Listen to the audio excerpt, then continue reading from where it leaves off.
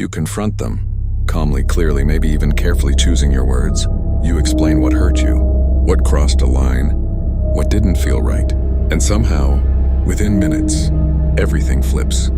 Now they're the one who's hurt. Now you're the one being accused. Now the conversation you started isn't about your pain anymore. It's about defending yourself. You start second-guessing. Did I come off too harsh? Maybe I misunderstood. Maybe this is my fault. And just like that, the truth disappears. What you just experienced isn't confusion. It's not miscommunication. It's a pattern. A pattern so disorienting, it can make even the most self-aware person lose their footing. And once you see it clearly, you won't just recognize it, you'll understand exactly why it works and how to stop it from pulling you in ever again. Before we go deeper, I want to be clear. Everything discussed on this channel is strictly for educational purposes.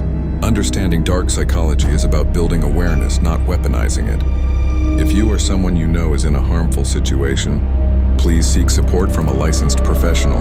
This is a space for growth, clarity, and protection. Nothing else. What you're witnessing is something known as the DARVO method. DARVO stands for Deny, Attack, Reverse Victim, and Offender. At its core, it's a psychological defense pattern. But in real life, it doesn't feel like a defense. It feels like reality itself is being rewritten in front of you. Here's how it usually unfolds. You bring up a concern, something specific. Maybe a broken promise, a lie, a behavior that crossed your boundary. Instead of acknowledging it, the other person immediately denies it. That never happened. You're exaggerating. Then comes the attack. You're too sensitive. You always create problems. And finally, the reversal. Now they're the victim. Now you're the one being blamed. Imagine confronting someone for ignoring you all day after making plans. Instead of explaining, they say, "I didn't ignore you, you're overthinking." Then you always accuse me of things. It's exhausting. And suddenly, honestly, I feel like I can't do anything right around you. Now you're not asking why they ignored you. You're apologizing for bringing it up at all. That's DARVO, and the reason it's so powerful is because it doesn't just change the conversation, it changes your perception of reality. Layer 1, the denial that disrupts reality. DARVO always begins with denial. But this isn't just about saying that didn't happen. It's about creating uncertainty. Because when someone denies something you experience clearly, your brain doesn't immediately reject it. It pauses. Wait, did I misunderstand? Am I remembering it wrong? That pause is the opening. In healthy communication, denial might lead to clarification. But here, denial is used as a tool, not to find truth, but to destabilize it. Real-world example. You point out that someone made a hurtful comment in a group setting. They respond, "I never said that." You know they did. You remember the exact moment, but now you're replaying it in your mind, questioning your own memory. Why this matters? Because once your confidence in your own perception weakens, you become easier to influence. Not because you're naive, but because you're human. And DARVO depends on that moment of doubt. But here's where it gets even more interesting. Layer 2, the attack that shifts the focus. Once denial creates confusion, the next move is attack. This is where the spotlight shifts from their behavior to your character. You're too emotional. You always do this. You're impossible to deal with. Notice what's happening. The original issue, gone. Now the conversation is about you. This works because it triggers a very natural response. Self-defense. Instead of holding your ground, you start explaining yourself. No, I'm not overreacting. I'm just trying to communicate. And now, you're no longer confronting behavior. You're defending your identity. Real-world example. You bring up that someone broke your trust. They respond, "You're the one who has trust issues."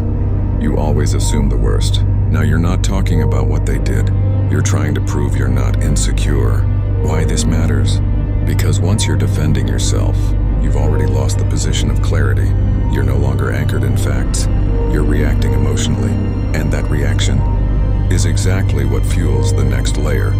Most people stop here, but you need to see what comes next.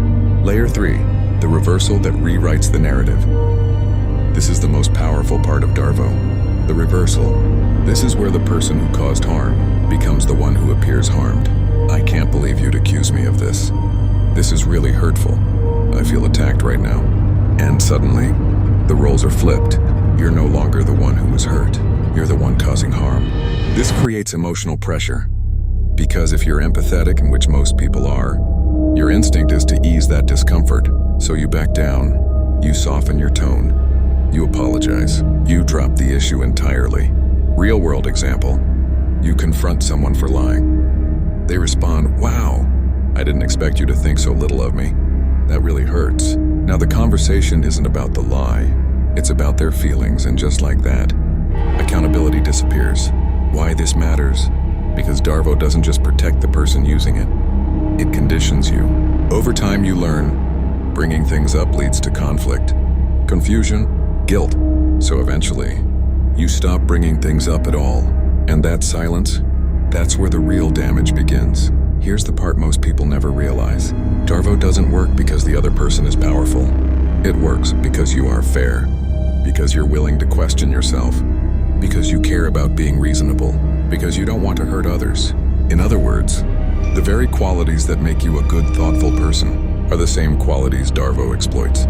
That's the twist. This isn't about weakness. It's about misdirected strength. Someone using DARVO isn't winning because they're right. They're winning because they're avoiding responsibility and redirecting the emotional weight onto you. And if you don't recognize the pattern, you'll keep carrying that weight. But the moment you see it clearly, something shifts. You stop chasing the conversation. You stop trying to prove your reality.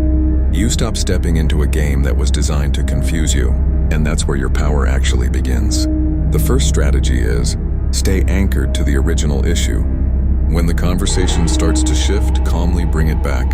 You don't need to defend your character. You only need to stay focused on the behavior you addressed.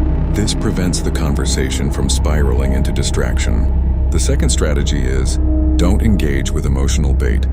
Attacks and reversals are designed to provoke a reaction. The more you react emotionally, the more control the other person gains over the direction of the conversation. Staying calm isn't about suppressing feelings.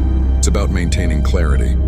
The third strategy is, name the pattern internally. You don't always need to say it out loud, but recognizing this is denial, this is attack, this is reversal, helps you detach from the confusion. Awareness creates distance, and distance restores perspective. The fourth strategy is, set boundaries without over-explaining. You don't need a long justification to stand your ground. A simple, clear statement is enough. When you stop over-explaining, you remove the opportunity for your words to be twisted or redirected. These strategies aren't about winning the conversation. They're about protecting your clarity, your reality, and your sense of self. Think about the last time you tried to address something that hurt you and somehow ended up feeling like the one at fault. Now ask yourself, did the conversation follow this pattern? Denial, attack, and reversal? And more importantly, at what moment did you start doubting your own reality? DARVO isn't just a communication style. It's a pattern that distorts reality, shifts blame, and silences truth. The more you recognize it, the less power it has over you. And the moment you stop engaging with the pattern, it begins to break. In our next video,